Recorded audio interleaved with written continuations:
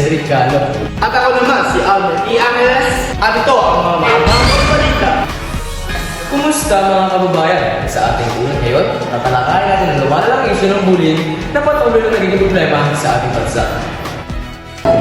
Tama dyan, maraming kabataan na nabibiktima ng bullying at ito ay nagbibigay ng malaking epekto sa kanilang emotional at social na kalagayan. At ngayon, makakausap natin ang tatlong estudyante na biktima ng bullying at ilalahad ni Mike Ian Villegas ang storya sa kabilang linya. Maraming salamat, Almira Reyes. Nandito tayo ngayon upang malaman ang mga karanasan ng mga biktima ng bullying na pangungunahan at itatawag sa pangalang Angel. Salamat sa mga pagkakataong mailahagi ko ang aming karanasan sa bullying dahil alam naman natin hindi ito biro. Angel, maaari mo bang ibahagi sa akin yung mga karanasan bilang biktima ng bullying? Oo, maaari mo ibahagi. Nagkaroon ako mga kaklaseng mataas yung tingin sa sarili ko. And nagsimula yun nung lumipat ako sa eskwelahan.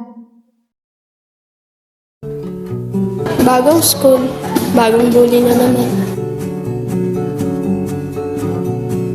St. Francis National High School.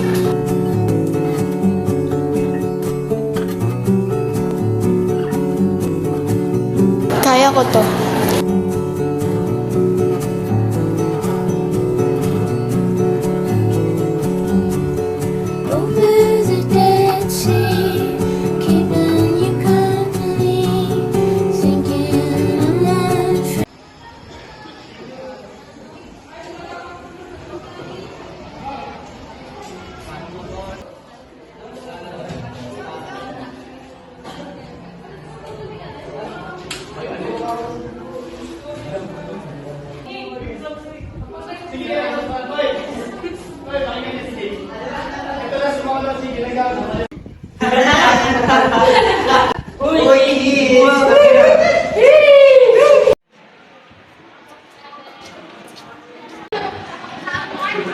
Hi girls!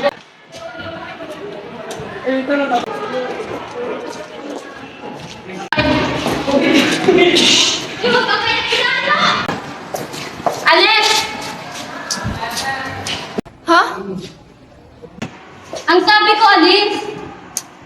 Hindi ka ba nakakarinig? Ang sabi ko, alis!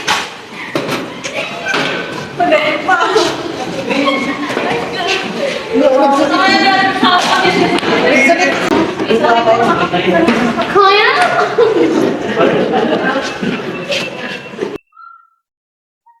Good morning, class. May gusto naman pala ako sabihin na meron tayong bagong na klase. Pwede ka magpangalala sa kanila.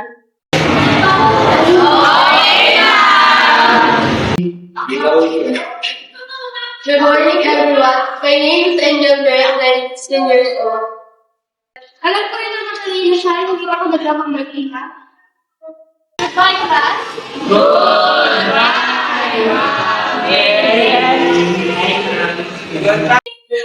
Mukhang may makakatalo na sa'yo, ah. No way, alam niyo kung anong pwedeng mangyari. No boy, hindi maaga ako tatlo ng baby ko. So, anong plano? Ganun pa rin. Tunayin na lang natin sa CR.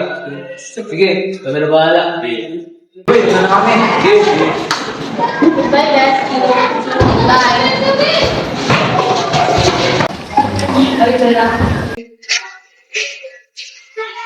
Pwede ka mas naman kasama? Para sa'yo. Huwag na puro tanong. Sumama na lang.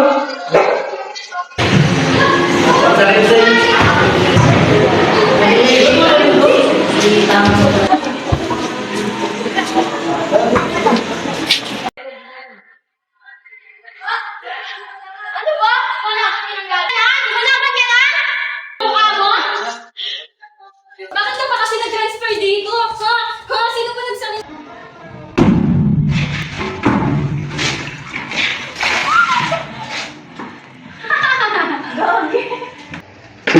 Siguro naman, pinagsisiyan mo na nag-transfer ka sa school namin. Come stop the crying, it'll be alright.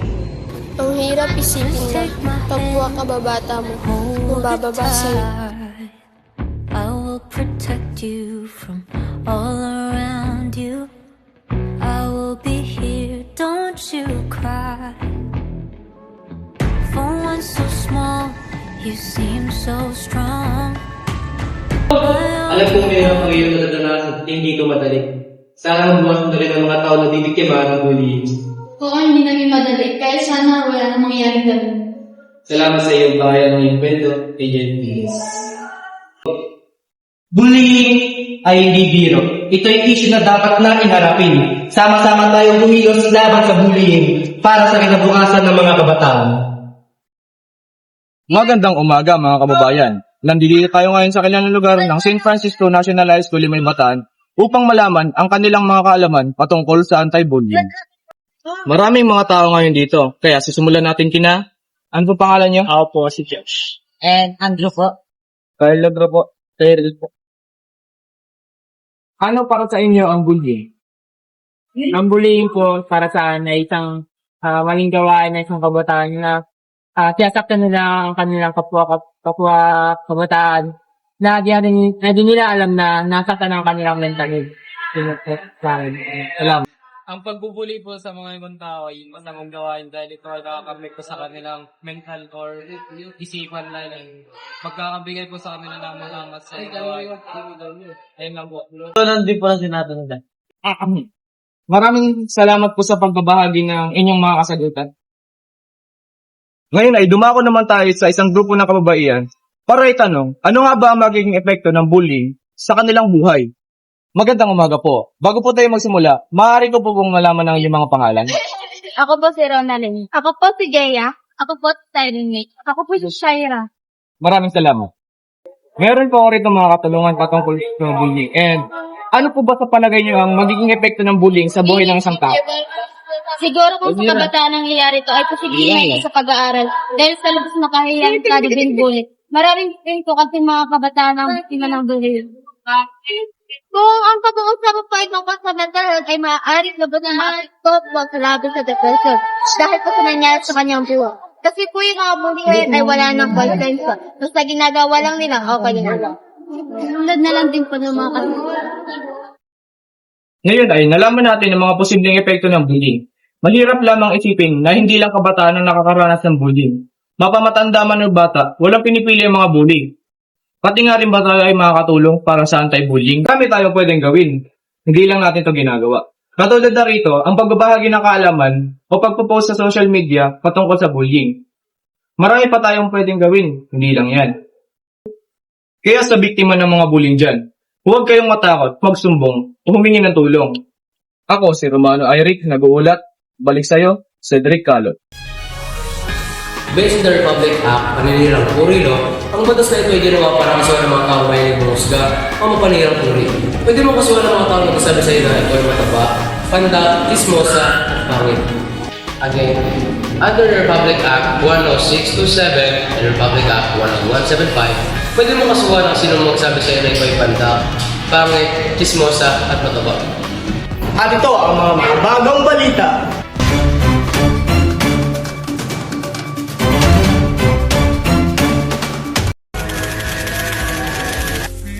Pangalawa ang Pilipinas sa may pinakamaraming kaso ng online na pang-abuso. Nagurian na ngayon ang Pilipinas bilang bullying capital of the world. Isang grade 10 student ang pinagbubugbog sa isang paaralan sa Isabela City, Basilan. Ang mitya ng krimen, madalas na pambubuli umano ng biktima. Iwasan ang mumbuyan ng kapwa-tao natin. Tandaan, bawat isa sa atin ay may karapatang mabuhay ng may respeto at dignidad. Huwag nating hayaan ang mga masasakit na salita o gawa ay makapinsala sa iba. Sama-sama tayong kumilos laban sa bullying at itaguyod ang isang kultura ng pagmamahal at pag-unawa.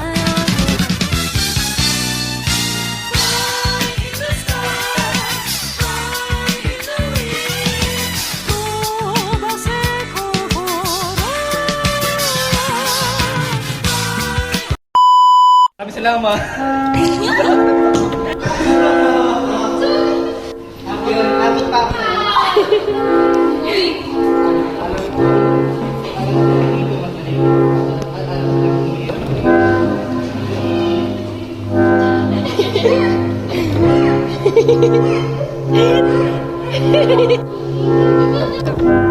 One, two, three.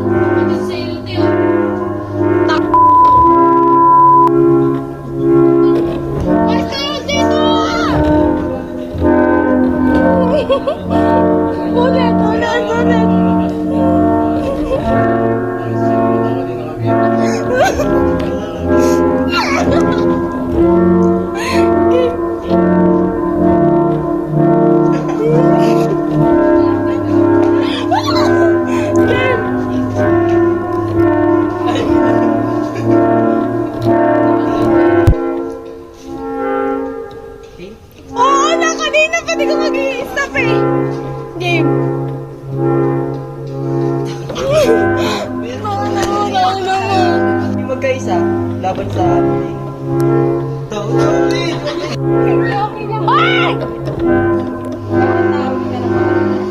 Kailangang isipin na hindi lang ang bata na nakakaranas nito, mapamatanda man. Bata, wala ka.